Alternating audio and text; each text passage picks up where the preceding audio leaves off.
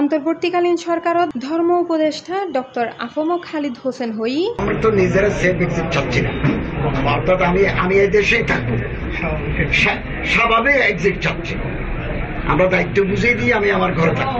শনিবার রাঙ্গামাটির পার্বত্য চট্টগ্রাম উলামা পরিষদ আয়োজিত সম্প্রীতি সমাবেশ শেষে সাংবাদিকদের এক প্রশ্নের জবাবে উনি হয়, নির্বাচনের যত প্রয়োজন আমাদের লোকবল, ল এনফোর্সমেন্ট এজেন্সি, প্রশাসন সবার সাথে যোগাযোগ আছে এবং আমরা এভাবে এগোচ্ছি।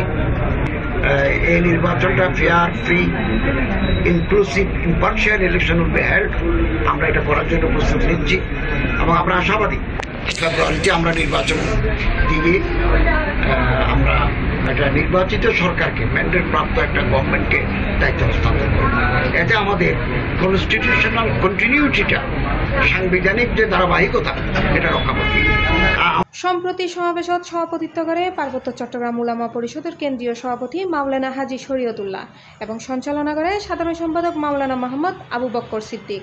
পৃথিবীতে মহামানবরা পৃথিবীতে অনেক কীর্তি, অনেক কর্ম রেখে গেছে। অনুষ্ঠানত ধর্ম বিষয়ক মন্ত্রণালয়ের যুগ্ম সচিব সাদেক হোসেন, রাঙ্গামাটি জেলা প্রশাসক Mohammad Habibullah Maru, police super doctor S M. Farhad Hossain, Jamaat আমির সহ বিভিন্ন রাজনৈতিক নেতৃবৃন্দ ও ধর্মীয় প্রতিষ্ঠানও প্রতিনিধিবৃন্দ উপস্থিত আছেন। সম্প্রীতি সভার আবশ্যকতা এই সমাজে খুবই বেশি। C plus TV, Chittagong.